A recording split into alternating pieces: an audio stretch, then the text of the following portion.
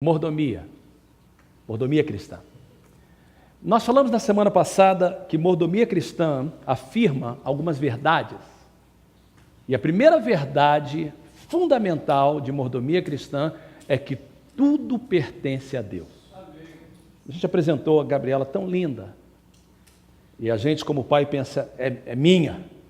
O ato da apresentação à criança é dizer, Senhor, a Gabriela é tua. Eu sou mordomo. Eu vou cuidar dela. Mas os nossos filhos são do Senhor. A nossa casa é do Senhor. Nossa vida é do Senhor. O ar que respiramos é do Senhor. Salmo 24:1, do Senhor é a terra e tudo que nela existe. O mundo e os que nele vivem. As pessoas, as possessões, tudo pertence a Deus. Deus diz no Salmo 50, pois o mundo é meu e tudo que nele existe. A segunda afirmação que fizemos na semana passada sobre mordomia cristã é que não só tudo é do Senhor, mas o Senhor nos dá sustento, recursos para cuidar para Ele, é dele, a gente cuida. O templo que nós temos, a igreja que nós temos, a vida que nós temos, os filhos que temos, tudo é de Deus e a gente cuida. E a gente tem que cuidar de tudo para a glória de Deus. Quando a gente vai trabalhar, quando a gente vai comprar alguma coisa. E isso é chave, porque muitas vezes a gente esquece desses princípios verdadeiros e simples. A Bíblia diz, 1 Coríntios 10:31, assim, quer vocês comam, bebam ou façam qualquer outra coisa, seja o que for, a gente tem que fazer tudo para a glória de Deus. Tudo para a glória de Deus. Tudo que a gente faz tem que ser para a glória de Deus. Isso é princípio de mordomia. Tudo é de Deus, o que Ele me dá, eu tenho que usar para a glória dEle. Nós falamos que nós, como crentes, nós temos os 4 T's, que eu tenho que ser mordomo do meu tempo, seja quanto for os anos que Deus me der, cada minuto, cada segundo, cada dia, cada semana, cada mês, cada ano. Quando eu era criança, tinha uma rádio no Brasil chamada Rádio Relógio, no Rio de Janeiro. E tudo que ela fazia, ela dava o tempo. Cada minuto ela dava a hora. 11h59. Meio-dia, meio-dia e 1. E entre o tempo, de um minuto que ela dava, havia comerciais. E aí, sempre uma voz vinha e dizia, cada segundo que se passa é um milagre que não se repete. Então eu tenho que usar bem o tempo que Deus tem me dado, o talento. E quando a gente fala de talento, infelizmente a gente usa esse termo talento, e faz bem porque é ter, mas talento não é habilidade, não é usado talento sinônimo de habilidade. Talento é tudo que Deus nos dá. Seja os nossos filhos, seja a nossa igreja, seja as nossas possessões, seja as nossas habilidades. E eu vou falar mais sobre isso na semana que vem. Muito importante a mensagem da semana que vem. E depois, o nosso tesouro, que é o assunto de hoje. E por último, o nosso testemunho, que é o assunto da mensagem do último domingo do mês de agosto. Nosso testemunho, a graça de Deus que Deus tem nos dado. Eu quero hoje falar sobre a mordomia dos nossos tesouros. E por isso eu dei o título da mensagem de hoje, Como Ser Astuto com as Nossas Finanças. A palavra astuto, ela pode ter uma conotação negativa, como também uma conotação positiva. Eu preguei essa mensagem em inglês, e no inglês, o termo usado na NVI é um termo que às vezes não é muito usado no dia a dia, é o termo chamado, a palavra é shrewd, crafty. E eu mandei para o meu filho e pedi a ele, o que você acha? Ele falou, pai, cuidado com esse título, porque algumas pessoas podem entender a conotação negativa. Eu falei, esse é o meu propósito, mostrar que essa palavra não é tão ruim assim. E a palavra astuto, o pastor Max me perguntava o título para colocar na ordem do culto, e aí eu falei, tem como ser astuto. Ele falou assim, então, no texto bíblico, quando diz que o Satanás é astuto, essa é a palavra? Essa é a palavra. Então, quando ela é usada para Satanás, é claro que ela é negativa. Porque eu olhei no dicionário, e eu botei lá astuto no dicionário. E disse assim, astuto é alguém que consegue obter privilégios para si e não se deixa usurpar ou ludibriar. Mas também pode definir o comportamento de quem pratica a maldade. especialmente enganando outras pessoas. Então, astuto pode ser algo negativo, alguém que pratica maldade, alguém que engana outras pessoas, mas também pode ser alguém que consegue obter privilégios para si e não se deixa usurpar ou ludibriar. Talvez um bom sinônimo para astuto seria esperto, sagaz, vivo, hábil e também inteligente. Então, como ser sagaz, como ser esperto, como ser vivo, como ser hábil com as nossas finanças? Com isso em mente, vamos para Lucas capítulo 16. Abra sua Bíblia, por favor. Nós vamos ler a palavra de Deus, porque essa palavra astuto aparece no texto, em Lucas 16, na NVI, que é a Bíblia que eu estou lendo, a versão que estou lendo.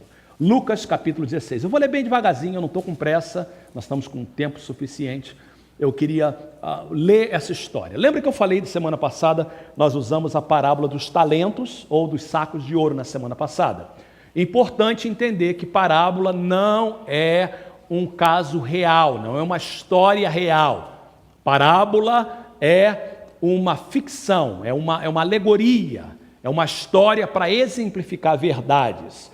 E Jesus usava a parábola para explicar sobre o reino de Deus, sobre a vida cristã. A parábola nada mais é do que ensinar verdades de como eu e você devemos viver como crentes, como cristão, como servo do Senhor Jesus. Então Jesus usava parábolas. Lucas 16, então, nós encontramos essa parábola interessante. Jesus disse aos seus discípulos: o administrador, em algumas versões diz o mordomo, de um homem rico foi acusado de estar desperdiçando seus bens. Então, ele o chamou e lhe perguntou: o que é isso que estou ouvindo a seu respeito? Preste contas da sua administração, porque você não pode continuar sendo o meu administrador. Só uma pausazinha. O homem era muito rico, tinha muito dinheiro, um grande empresário, precisava de um mordomo, de um administrador. Contratou esse cara. E, junto com o seu salário, parte do seu salário tinha de usufruir tudo que o dono tinha. Então, parte do salário dele era ter uma casa. Usando os dias de hoje, ele tinha o carro do patrão. Com trabalho, ele podia morar na casa, ele podia ter o carro, ele podia comer a comida. Tudo que ele tinha, na verdade, não era dele, era do patrão, mas ele podia usufruir de tudo porque ele era o gerente, ele era o administrador-chave. Nós não sabemos o que aconteceu, mais tarde Jesus chama ele de desonesto. Através da sua desonestidade, ele não tinha sido um bom administrador. E por causa disso, o dono do negócio, quando soube disso, disse: olha, eu estou ouvindo falar que você não está fazendo bem o trabalho que eu te dei, eu vou te despedir, você vai para a rua, te dou mais uma semana ou alguns dias e esse trabalho não é mais seu. Pronto, verso 3. O administrador então disse a si mesmo: o que eu vou fazer? Meu senhor está me despedindo, o que farei? Eu para cavar não tenho força, eu tenho vergonha de mendigar, já sei o que vou fazer. Para aí um pouquinho. Ele parou e pensou uma forma de lidar com essa situação. Possivelmente era um homem já de alguma idade, trabalhava para esse campo por muito tempo. Ele disse: olha, eu já estou velho para sair buscar trabalho, eu não tenho mais idade para começar tudo de novo, eu tenho vergonha de sair pedindo favor aos outros, eu vou pensar numa forma de lidar com essa situação. Verso 4, já sei o que vou fazer, para que quando eu perder o meu emprego aqui, as pessoas me recebam em suas casas. Lembra que ele morava na casa do patrão, agora não tenho casa. Então, ele chamou cada um dos devedores do seu senhor. Ele perguntou ao primeiro: quanto você deve ao meu senhor? 100 potes de azeite, respondeu ele. O administrador lhe disse: tome a sua conta, sente aqui depressa e escreva 50. A seguir, ele perguntou ao segundo: e você, quanto deve? 100 tonéis de trigo, respondeu ele. E ele lhe disse: tome a sua conta e escreva 80. Para aí, o que esse cara está fazendo? Ele está sendo desonesto, irmãos? Sim ou não? Não, ele não está sendo desonesto. A primeira forma de você ler isso parece que ele está sendo desonesto, mas ele não está sendo desonesto. Ele está sendo astuto. Preste atenção, eu vou explicar. O que ele está fazendo é algo que é feito todos os dias no mundo que nós vivemos, no capitalismo. Quando uma pessoa deve um valor muito grande, e você tem credores e pessoas que devem, você tem que renegociar a dívida. Porque os bancos e os credores sabem que é melhor receber alguma coisa do que não receber nada. Deixa eu dar um exemplo para você. Em 2005 tivemos um incêndio na igreja. Você lembra da história? Fomos para o depósito lá, warehouse. Brigamos com o seguro. Contratamos uma companhia. E essa companhia recebia o dinheiro. A gente pagava a eles. Quando deu problema com o seguro, o que eles fizeram? Eles não pagaram as dívidas das pessoas que eles compraram coisas no nome da igreja, para botar aqui na igreja, nós pagamos a ele e ele não pagou as pessoas. E aí o que aconteceu? Quando o seguro resolveu com a gente recebeu o montante do seguro, eu fui para ele e falei, agora vamos reconstruir. Sabe o que ele fez? Ele entrou em falência. E $200 mil que nós tínhamos pago a ele, nós perdemos. Porque nós pagamos a ele e ele não pagou as pessoas. E agora, a gente tinha um cheque de $700 mil para reconstruir a igreja. E nós sabíamos que ia custar $1,2 milhão. Nós tínhamos $700 mil. O banco, que na época era o Banco da América, falou assim, nós não liberamos o dinheiro, porque estava no nome da igreja e do Banco da América. Nós não liberamos o dinheiro sem que vocês primeiro paguem as pessoas que devem, porque cada pessoa que devia estava hipotecado o nome da igreja.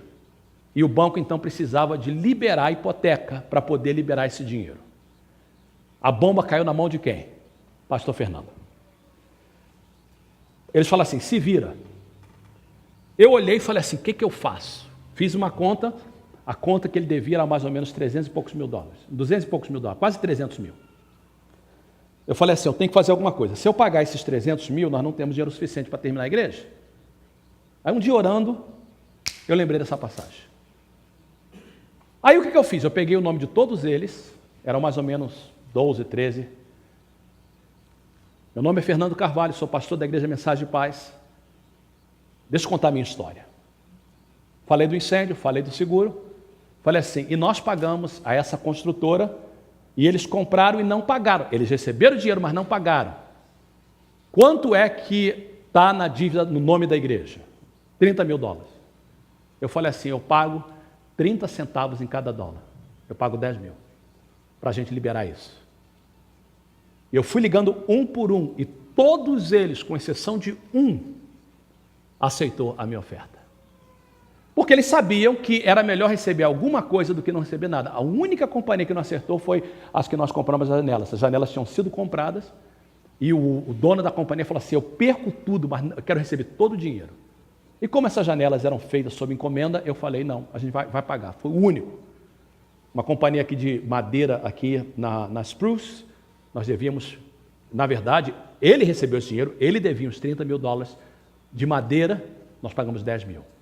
O que ele está fazendo é algo que é prático. Tem pessoas, por exemplo, que devem muito de cartão de crédito, e aí você entra existem companhias que você faz isso, a pessoa deve $60 mil em cartão de crédito, entra num acordo e o banco sabe que é melhor receber um pouquinho do que não receber nada. E ele renegocia a dívida menor para você. Estraga o crédito, é ruim para a pessoa, mas essa prática é comum. É isso que esse cara está fazendo. Ele não está sendo desonesto. Ele está sendo astuto. E, presta atenção no próximo versículo. O Senhor reconhece isso. Olha o verso 8. O Senhor elogiou o administrador desonesto porque agiu astutamente. A razão que as pessoas acham que ele agiu desonesto é porque não leu o verso 8 direito. O Senhor elogiou o administrador desonesto. Não elogiou a desonestidade dele. Ele é desonesto, mas nesse momento agiu astutamente. Deu para entender isso? Ele não está louvando a desonestidade dele, porque ele tem sido desonesto a vida toda, esse é adjetivo, essa é a qualidade dele, mas aqui ele agiu astutamente e o Senhor elogiou o administrador desonesto, porque nesse caso ele agiu astutamente. A história termina e Jesus vai agora ensinar, pois os filhos deste mundo são mais astutos no trato entre si do que os filhos da luz.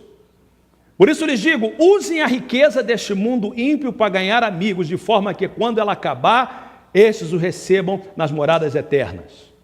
Quem é fiel no pouco também é fiel no muito, e quem é desonesto no pouco também é desonesto no muito. Assim, se vocês não forem dignos de confiança em lidar com as riquezas deste mundo ímpio, quem lhes confiará as verdadeiras riquezas? Verso 12. Se vocês não forem dignos de confiança em relação aos que é dos outros, quem lhes dará o que é de vocês? Nenhum servo pode servir a dois senhores, pois odiará um e amará o outro, ou se dedicará a um e desprezará a outro. Vocês não podem servir a Deus e ao dinheiro. Os fariseus que amavam o dinheiro ouviam tudo isso e zombavam de Jesus. E ele lhes disse, vocês são os que justificam a si mesmos aos olhos dos homens, mas Deus conhece o coração de vocês. Aquilo que tem muito valor entre os homens é detestável aos olhos de Deus. E aí? Semana passada nós vimos as parábolas dos talentos, dos sacos de ouro, e eu fiz uma pergunta para vocês. O que essa parábola ensina para nós? E eu faço a mesma pergunta para vocês agora. O que aprendemos com esta parábola? Lembra que a parábola é uma história, o ensinamento é o mais importante. Permita-me apresentar 4 lições fundamentais desta parábola, tiradas das palavras de Jesus. Primeiro, verso 8. Os filhos deste mundo são mais astutos no trato entre si do que os filhos da luz. O contexto desse verso 8 é a palavra de Jesus, que o Senhor louvou o servo desonesto. Presta atenção. Jesus não está dizendo que a gente deve ser como os filhos deste mundo. Jesus não está dizendo que a gente deve ser como as pessoas que não são crentes. Nós queremos ser filhos da luz. Da mesma forma que o Senhor não está louvando ao servo porque ele é desonesto, mas porque sendo desonesto agiu astutamente, Jesus está dizendo, primeiro, entenda. Essa é uma verdade tão triste, irmãos. Triste. Mas bíblica, porque foi Jesus que disse. Os filhos das trevas são mais astutos do que os filhos da luz. São mais hábeis. São mais inteligentes, são mais espertos. Triste isso. Nós crentes éramos para ser muito mais, porque nós temos a mente de Cristo. Amém. Nós falamos, nós temos o Espírito Santo dentro de nós, éramos para ser muito melhor. Se você for a um show de não crentes, seja quem for, tudo perfeito, tudo bem arrumadinho, tudo feito com excelência, tudo ensaiado, cronometrado. Vamos fazer para Deus. Aí, irmão, é para Deus. Não vem no ensaio, chega atrasado, e se a gente for falar alguma coisa, ainda fica emburrado e não vem no próximo culto. Você vai ver as pessoas que trabalham no mundo, fazem tudo com excelência. Jesus fala assim, por que a gente não aprende com eles? Testemunha de Jeová, todo sábado, batendo nas portas, com a roupinha deles, batendo nas portas, ensinando uma mensagem que traz morte. Nós temos a mensagem de luz e não saímos da nossa casa para nada. Os mormons viajam o mundo inteiro falando de Jesus. Eu vou voltar ao assunto da semana passada. Os 3 milhões de peregrinos que entraram no Rio de Janeiro. Paz, deixaram tudo limpinho, deixaram tudo certinho, deram um bom testemunho. E a gente crente, às vezes faz uma festa, ainda dá razão das pessoas criticarem. São crentes esse? Amém, irmão? Foi Jesus que falou. Lição número 1, vamos ser mais astutos, vamos ser mais inteligentes. Porque se o mundo é assim, nós devemos ser muito mais, porque somos filhos de Deus e cuidamos das coisas do Senhor. Número 2, Jesus fala, quem é fiel no pouco, também é fiel no muito. Quem é desonesto no pouco, também é desonesto no muito. Também uma afirmação triste, mas verdadeira. Se eu não for fiel naquilo que Deus colocar na minha mão para fazer, Deus nunca vai poder me dar mais para fazer. Uma vez eu ouvi a história de um homem que não era dizimista, mas um dia disse: eu não posso ser dizimista porque eu não ganho o suficiente, só ganho 1.000. E aí eu vou dar meu dízimo, mas se um dia eu ganhar na loteria, aí eu vou dar dízimo e vou dar para a missão. Se você não dá 100 de 1.000, nunca vai dar milhões, milhares, não. Se a gente não for fiel nos nossos $10, Deus nunca pode nos confiar $10.000. Se a gente não for fiel naquilo que Deus nos der, diácono, obreiro do altar, ministro de louvor, se a gente não faz o trabalho que Deus colocou na nossa mão com excelência, Deus nunca pode me dar mais para fazer. Se eu não for fiel naquilo que Deus colocou na minha vida, Deus não pode confiar mais na minha mão. Jesus acrescenta dizendo assim: se vocês não forem dignos de confiança em lidar com as riquezas deste mundo ímpio, quem lhes confiará as verdadeiras riquezas? Olha esse verso 11, interessante. Jesus chama dinheiro de riquezas deste mundo. Riquezas deste mundo é uma metáfora para dinheiro.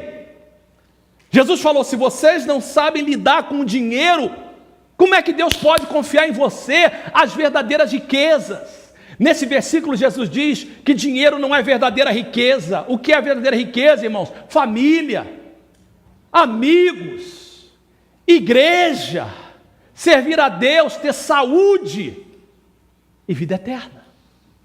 Isso é mais importante. Se a gente não puder lidar com o nosso dinheiro, como é que Deus pode nos dar filhos e filhas e família? Às vezes a gente fica escravo do dinheiro e sacrifica a família, escravo do dinheiro e sacrifica a amizade, escravo do dinheiro e sacrifica a saúde.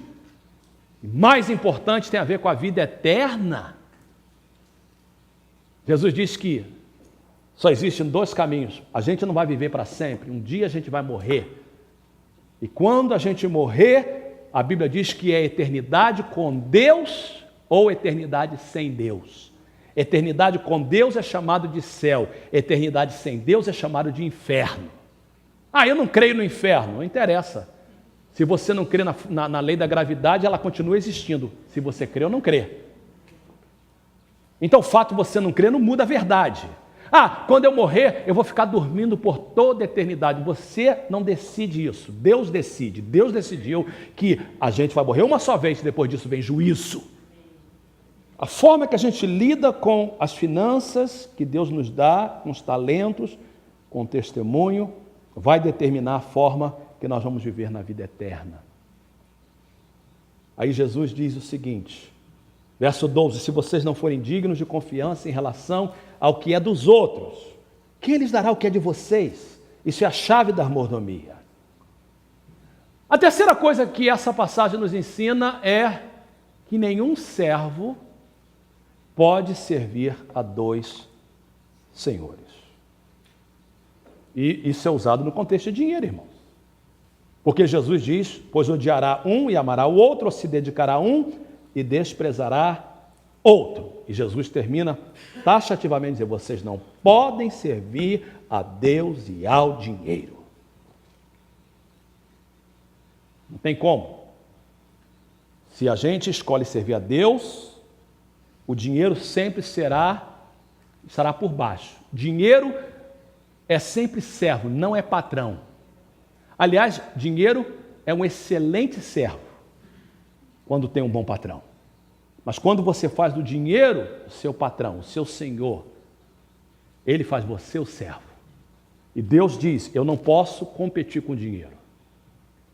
É por isso que pessoas que amam o dinheiro não têm tempo para Deus, não têm tempo para vir para a igreja, não têm tempo para buscar o Senhor. Porque ama o dinheiro, serve ao dinheiro. Jesus diz: não tem como. Dinheiro em si mesmo não é ruim. A Bíblia diz que nós devemos entender que o amor ao dinheiro é que é ruim. Raiz de todos os males. E não precisa de ser rico para ter amar dinheiro, não, irmãos. Muitas pessoas com muito pouco têm um amor tão grande ao dinheiro. ao ponto de sacrificar a amizade. Me deve, por que você não fala com fulano de tal? Me deve $500, nunca me pagou. O dinheiro é mais importante que a amizade. Não estou dizendo que a gente não deve pagar, porque eu estou dizendo que a amizade é mais importante do que dinheiro. Mas a gente sacrifica a amizade, sacrifica a igreja, sacrifica Deus por causa do dinheiro. Jesus diz, não pode ser assim. E a quarta coisa que essa parábola ensina é como ser astuto com as nossas finanças. Esse é o assunto de hoje. Então, como nós devemos ser astuto com as nossas finanças? Olha esse verso 9, queridos, por favor. Olha o que Jesus diz. Eu queria que você lesse comigo bem alto. Por isso eu lhes digo, bem alto, usem a riqueza deste mundo ímpio para ganhar amigos, de forma que quando ela acabar, estes os recebam nas moradas eternas. Essa é a chave da parábola. Esse versículo, olhado assim, parece que não faz sentido. O que Jesus está dizendo com isso? Bem, nós já vimos que riqueza deste mundo é dinheiro. Então, onde está escrito riqueza deste mundo, está falando de dinheiro. Usem o dinheiro para ganhar amigos, de forma que quando esse dinheiro acabar, estes os recebam. Quem são estes? Não o dinheiro, os amigos. Os recebam nas moradas eternas. O que Jesus está dizendo é, use o dinheiro de forma sábia, pois um dia ele vai acabar. Um dia ele não vai ter nenhum valor. Você vai a um hospital em que a pessoa está morrendo, não importa se ela é milionária ou não, nada pode mudar o fato que ela vai morrer. Você vai num cemitério, não importa, lá no cemitério não está assim, aqui jaz um milionário, aqui jaz um mendigo. Não. Ali é todo mundo ser humano, irmão. Às vezes a pedra é diferente, o jazido é diferente, mas rico e pobre, todo mundo vai morrer. E não tem jeito. Os faraós do Egito achavam que podiam levar o dinheiro e construíram pirâmides tremendas para colocar suas riquezas, achando que podia levar com eles. Fizeram seu corpo se tornarem múmias, pensando que poderiam viver para sempre. E o que acontece? Serviu para alguém mais tarde achar o tesouro e ficar para ele. Não tem como, irmãos. Não tem como. Uma vez eu ouvi uma história de uma pessoa que morreu e todo mundo queria levar um dinheiro porque ele dizia assim, quando eu morrer eu quero que todo mundo me dê $100.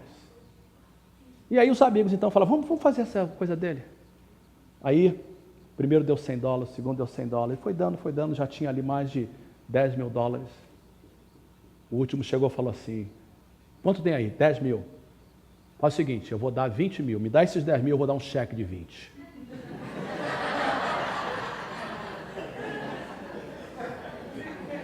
Astuto. Astuto, né? Não tem jeito, irmão, não vai levar nada. Se é enterrado com a aliança, aqui na América não, acho que não. Mas no Brasil o coveiro leva. Mais tarde ele vai lá e pega. É verdade ou não, irmão? Não tem como. Jesus diz assim, um dia o dinheiro vai acabar. E você acha que aquele dinheiro que você tem no banco vai durar para sempre? Não, um dia vai acabar, um dia não vai ter valor. Agora, a forma que você usa o dinheiro que Deus te deu, não importa se é 100 ou 1000, vai determinar lá na frente. Quando ele acabar, vai determinar como você será recebido nas moradas celestiais. Como é, então, bem prático, que nós podemos ser bons mordomos do nosso tesouro? Como é que a gente pode ser astuto com o nosso dinheiro? Muito simples. A Bíblia dá a receita. Primeiro, honre ao Senhor com as suas finanças. Claro. Provérbios capítulo 3, verso de número 9, você pode abrir mais tarde na sua Bíblia. Diz assim, honre ao Senhor com seus recursos, com os primeiros frutos de todas as suas plantações. Olhe para mim. Paralelismo hebraico. Primeira linha, paralela com a segunda. Honre ao Senhor com os teus recursos.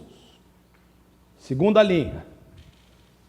Com os primeiros frutos do teu trabalho. Primeira linha, igual à segunda linha. Com que quer dizer honrar ao Senhor com os meus recursos? É dar a Ele o primeiro fruto do meu trabalho. Vamos voltar ao vídeo da torta? A torta é de Deus. Deus deu a torta para você. Obrigado, Senhor. Obrigado por essa torta. Obrigado por ter trazido essa torta tão gostosa. Como gratidão, eu vou tirar o primeiro pedaço e eu vou te dar. Deus fala assim, eu vou te dar uma torta, corta ela em 10 pedaços. O primeiro pedaço é meu. Honrar ao Senhor com a nossa vida é dar a Ele o primeiro, irmão. Primeiro. A maioria das pessoas dão dízimo por último. Por isso, eu paguei tudo, mas não sobrou nada. Não vai sobrar nunca nada. Porque não é o primeiro. Eu falei para vocês e repito novamente. A oferta de Abel e Caim era igual. Os dois deram sacrificialmente. Alguém diz assim, não, que a oferta de Caim, porque um era animal, Deus queria animal, Deus não queria fruto. Não, mais tarde Deus também quer fruto. A diferença é que a oferta de Caim não era primeiro, não era primícia. A de Abel era. E Deus aceitou a de Abel. O primeiro pedaço da torta é de Deus. Malaquias capítulo 3, vocês conhecem a história. Pode um homem roubar de Deus? Contudo, vocês estão me roubando. E ainda pergunta, como é que te roubamos? Nos dízimos e nas ofertas. Vocês estão debaixo de grande maldição, porque estão me roubando. A nação toda está me roubando. Tragam o dízimo, todo ao depósito do templo. Não é para você, a torta não é para você. Entrega para Deus no templo, para que haja mantimento na minha casa. Ponham-me em prova, diz o Senhor dos Exércitos. Vejam se eu não vou abrir as comportas dos céus e derramar sobre vocês tanta bênção que nem terão onde guardá-las. Impedirei que pragas devorem suas colheitas, as videiras nos campos não perderão seu fruto. Diz o pastor Fernando. Não, diz o Senhor dos Exércitos. Então todas as nações os chamarão felizes, porque a terra de vocês será maravilhosa, diz o Senhor dos Exércitos. Abra sua Bíblia comigo nessa passagem, 2 Coríntios, por favor. Queria que você olhasse comigo. Diácono, eu estou queimando aqui em cima. Me dá um pouquinho de ar. 2 Coríntios capítulo 9, verso de número 6.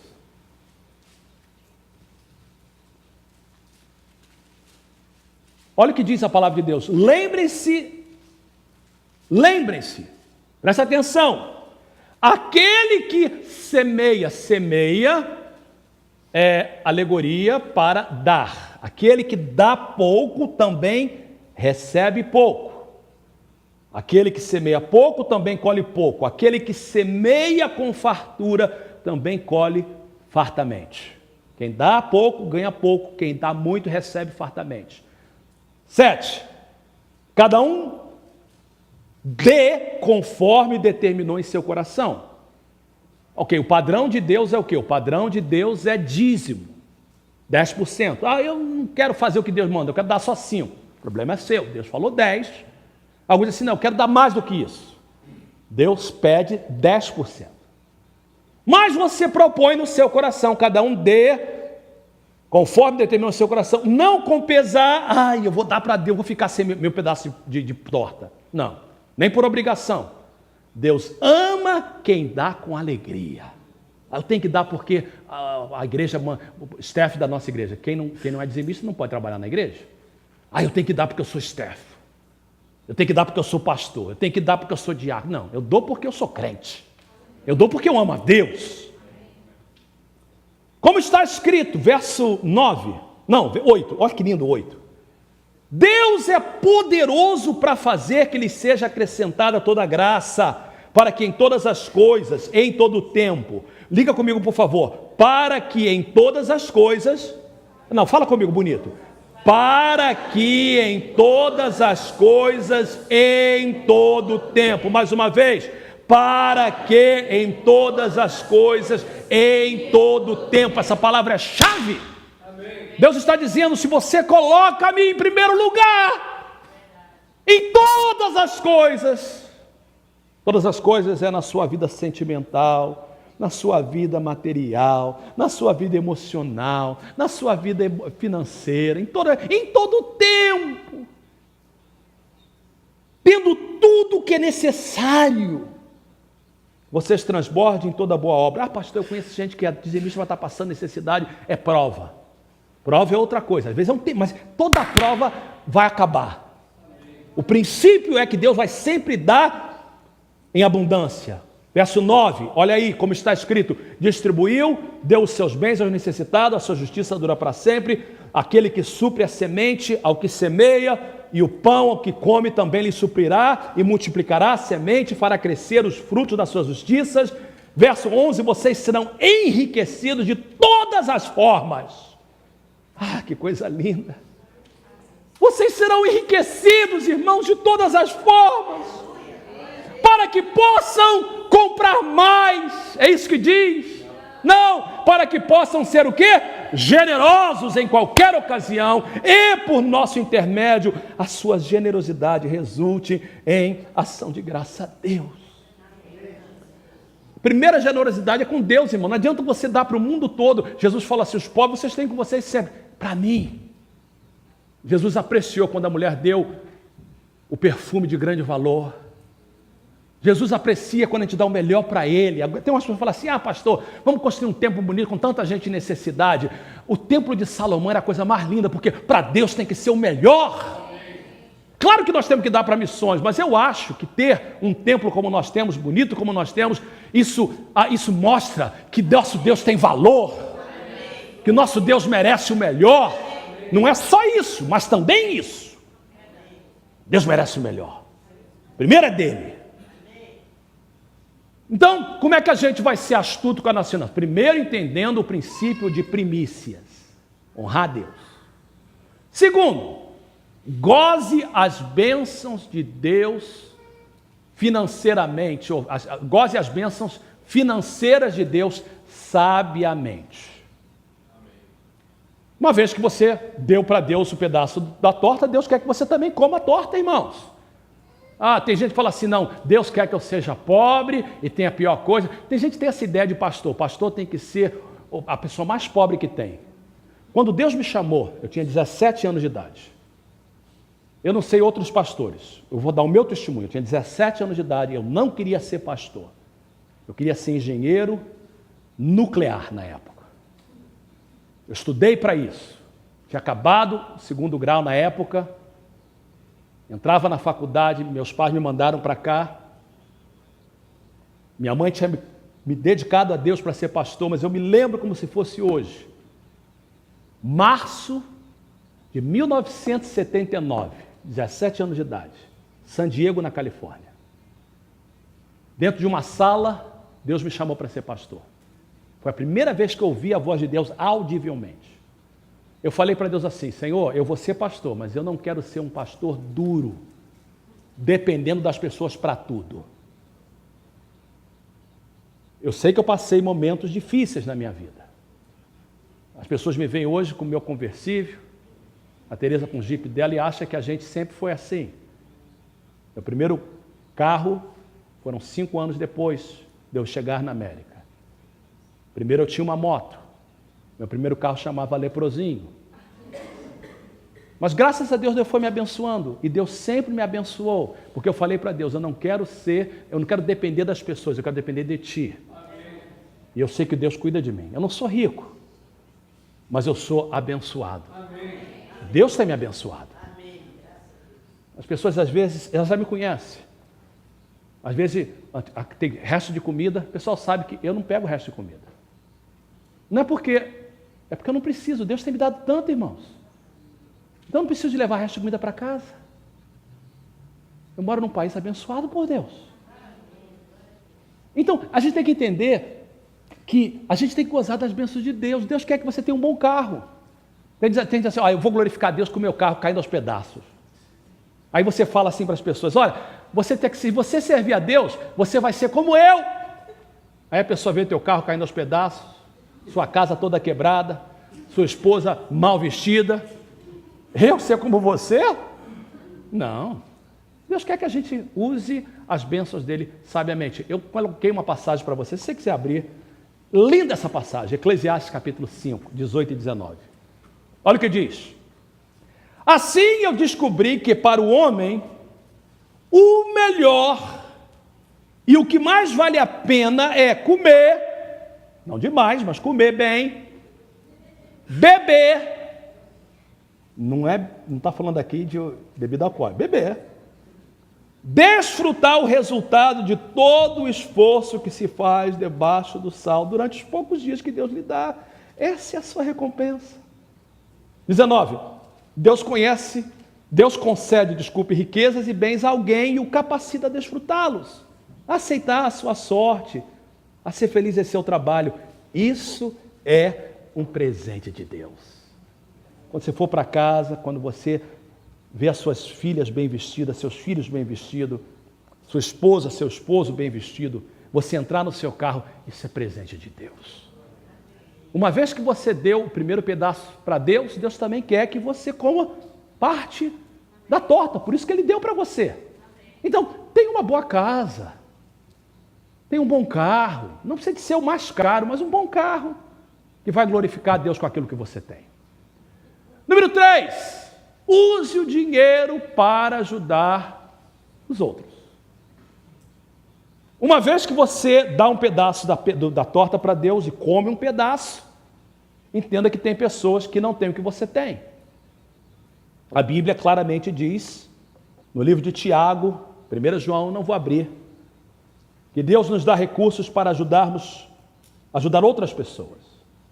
Deus recompensa quem ajuda os necessitados. O texto que nós lemos em 2 Coríntios, diz que serão enriquecidos de todas as formas para que possam ser generosos. Hoje, por exemplo, nós não tínhamos almoço. Sexta-feira, uma diaconisa da igreja disse, pastor, tem uma irmã da igreja que não tem como pagar o aluguel desse mês. Nós estamos fazendo um almoço, tem irmãos cozinhando agora, desde que ela chegou, pessoas chegaram no início do culto, quando eu cheguei aqui, 8 e pouco, ela já estava aqui, fazendo um alimento. Quando acabar o culto, eu quero convidar você a passar lá, almoçar, ou quiser levar a comida. Já tenho planos para almoço. Vai lá, deixa uma oferta. Deus te abençoou. Você já pagou aluguel? Tem alguém que não pode pagar. Eu não estou falando isso, eu só estou falando isso só para exemplificar, irmãos. Cheguei de viagem, um pastor amigo meu ligou para mim. Tinha várias chamadas dele. Aí eu liguei para ele, fulano de tal. Não respondi porque eu estava viajando. Falou, Fernando, estou atrás de você. Estou precisando de um valor. Ele falou o valor. Já pedi a 3 pessoas, ninguém me pode me dar. Lembrei de você. Eu não sei se ele vai me pagar, mas uma coisa eu sei. Eu tinha o dinheiro que ele me pediu na poupança, porque eu tenho poupança. Vou falar sobre isso. Não sei se ele vai me pagar. Espero que sim, estou orando que sim. Mas ele falou, pastor, Fernando, eu preciso, somos amigos, Fernando, eu preciso até 5 da tarde hoje. E tem mais, precisa de ser depositado. Aí me deu o nome do banco, imediatamente. Peguei o valor, fui no banco, peguei uma fila tremenda, falei, tem que prestar, ainda tem que ficar na fila. Coloquei, mandei um texto para ele, ele falou, não se preocupe, eu vou te pagar no dia tal, muito obrigado. Você me salvou. Queridos, isso faz parte de ser crente. Se ele pagar, amém. Se ele não pagar, não vai fazer falta. Porque eu tenho o mandamento de Deus para ajudar a outros. Seja um mendigo, eu não compro comida para mendigo, mas, desculpa, eu não dou dinheiro a mendigo, mas eu compro comida para mendigo. Você vê alguém em necessidade, procura alguém que está em necessidade. Se Deus te deu, você tem obrigação de ajudar as outras. A Bíblia diz que quem dá ao pobre empresta a Deus. Número 3? Acho que é. 4, seria 4 aí. minimize dívidas. Olha a passagem importante, eu coloquei para vocês aí. Provérbios 22, 7. Quem toma emprestado é escravo de quem empresta. Tem gente que veio para a América para ficar livre de dívida no Brasil. Chegou aqui e continua preso nas dívidas, no Brasil e aqui. Saiu de lá devendo para poder vir para a América. Chega aqui, faz decisão errada, continua devendo lá e agora deve aqui também. Nós temos que minimizar nossa dívida, irmãos. Romanos capítulo 13 diz, não devam nada a ninguém. Se a gente pega emprestado, tem que pagar. É melhor até não pedir emprestado. Novamente, por favor, eu quero que você entenda, e eu falo isso com muito temor e tremor. Tereza e eu estamos casados há 30 anos agora. Nós não temos nenhuma dívida. Nenhuma. Tudo pago. A única coisa que nós pagamos é a nossa casa. Mas ela vale mais do que a gente deve. Agora, quando teve aquele negócio de todo mundo comprar casa, rapaz, eu fui assediado para tirar um dinheiro na minha casa, pastor, compra outras, de cada negócio. Chegava em casa, o que você acha, Tereza? A gente fala, para que a gente quer mais uma casa? A gente só pode morar em uma. Graças a Deus que eu não caí nesse assédio. Não devo nada a ninguém. Eu durmo à noite sem me preocupar, porque Deus me abençoou para não dever nada a ninguém. Uma vez um irmão chegou aqui no meu gabinete, e já chegaram vários assim, mas eu me lembro como se fosse hoje, eu era pastor em São José, meu gabinete era em São José. Ele hoje não está na igreja, mas ele dá esse testemunho, mesmo não estando na igreja. Devia $40 mil. Falou, pastor Fernando, eu tenho que sair dessa dívida. Eu falei, você quer sair? Eu vou te ajudar. Fiz um orçamento com ele. Em um ano, a dívida diminuiu para 20, depois para 10, pagou a dívida, começou a economizar, hoje é um homem próspero. Várias pessoas entram no meu gabinete, pastor, tem que sair de dívida. Eu faço orçamento, aí passa um ano, como é que está o orçamento? Pastor, não deu, esqueci, não deu certo. Aí não posso ajudar ninguém. Minimize as suas dívidas, você pode pagar as suas dívidas. Existem várias formas de você renegociar a sua dívida e pagá-la. Por último, invista e poupe. A Bíblia claramente diz que a formiga é louvável, Provérbios 30, 25, porque guarda no verão para comer no inverno. Coisas práticas. Quanto de dinheiro você tem numa poupança? Quanto? Se o teu carro quebrar, você tem dinheiro para consertar? Ou você tem que fazer cantina? Quando você morrer, você vai deixar uma conta para a gente pagar para o teu funeral? E se vier para mim, eu vou mandar cremar. É mais barato. Então, se não deixar dinheiro, pastor Fernando, a igreja paga cremar. Vou mandar queimar. Ah, mas eu não, eu quero. Então, queridos, até no Costco, eles vendem já caixão, querido. Às vezes eu chego aqui na América, é interessante isso, né? Às vezes você entra no Costco para comprar feijão e arroz, você vê um caixão. Dá vontade de sair para o outro lado, mas não, é preparando, querido. Ah, misericórdia, não é benção.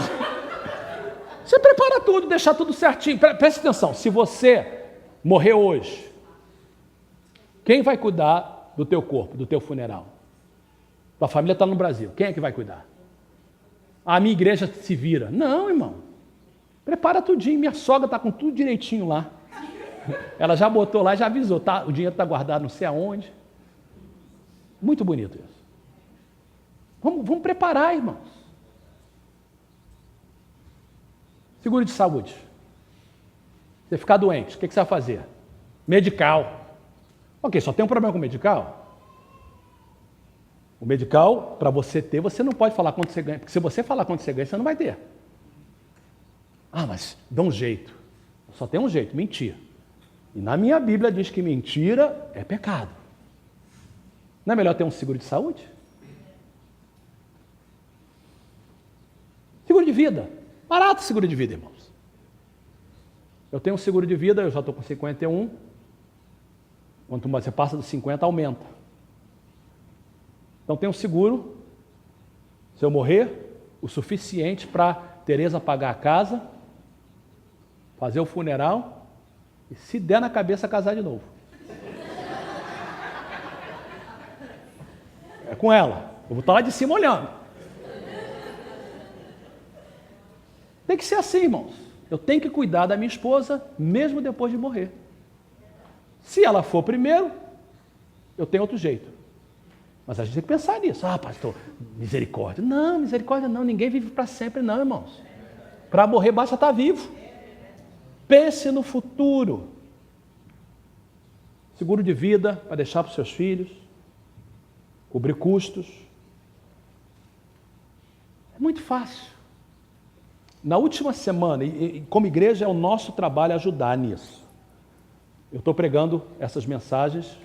Na última semana, na quarta-feira, eu chamei uma pessoa que é crente, trabalha na área de investimento.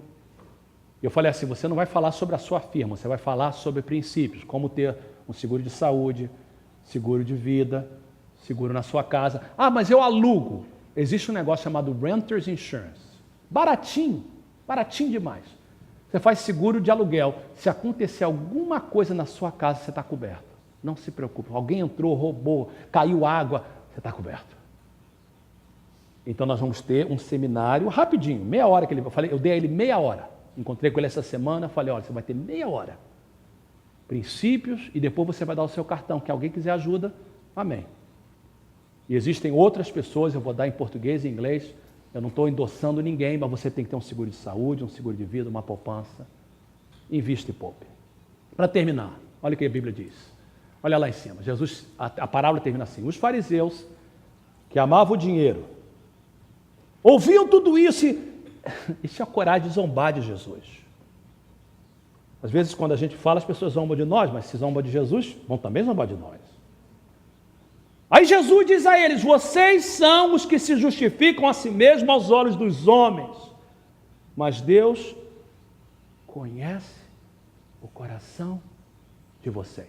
Preste atenção nessa frase. Deus conhece o coração de vocês. Deus conhece o meu coração. Deus conhece o seu coração. Deus sabe o que está lá dentro. Aí Jesus termina dizendo, aquilo que tem muito valor entre os homens é detestável aos olhos de Deus. Sabe que Jesus está falando do dinheiro. E a pergunta que eu faço é, o que tem muito valor para você? O que é muito importante para você? Será que o que tem valor para você é detestável aos olhos de Deus ou agradável a Deus? Propositalmente eu deixei para tirar o dízimo e oferta agora, como um ato de adoração. Eu não quis fazer na semana passada, essa mensagem era para a semana passada, porque na semana passada eu fiz um apelo e eu não queria que alguém pensasse que eu estava manipulando. Mas eu preparei a minha oferta, quando eu chego, os diáconos já estão lá fora, eu peguei o meu envelope, você deve sempre fazer o mesmo. E eu quero hoje entregar o meu dízimo e dizer, Senhor, o primeiro pedaço do bolo, da torta, é tua, é teu. O primeiro pedaço é teu. A primícia da minha oferta é sempre do Senhor. E quando a gente entregar a nossa oferta, a gente vai entregar ela como um ato de adoração ao Senhor. Se você quiser preparar a sua oferta, prepare. Quando estiver pronta, eu vou fazer uma oração e nós vamos entregar os nossos dízimos e ofertas simbolicamente como um ato de gratidão a Deus. E depois eu vou fazer uma segunda oferta, vou fazer uma segunda oração, não uma segunda oferta. Segunda oração, abençoar a vida de cada um de vocês, abrir o altar e despedir. Se você tem a sua oferta, por favor, fique de pé comigo, por favor. Pegue o envelope, prepare ela que eu vou pedir que você levante esse envelope para a gente orar juntos. Aquelas pessoas que estão em casa, eu quero pedir a bênção de Deus sobre a sua vida. Eu oro que você possa entender esses 5 princípios de como ser astuto. E que Deus possa usar a tua vida para você poder ser grandemente abençoado por Ele. Deus abençoe a sua vida. Se você não faz parte de uma igreja, procure uma igreja, entregue o seu dízimo na casa do Senhor e Deus vai te abençoar grandemente. Queridos, vamos ficar de pé todos, mesmo aqueles que não estão ofertando, todos de pé, por favor.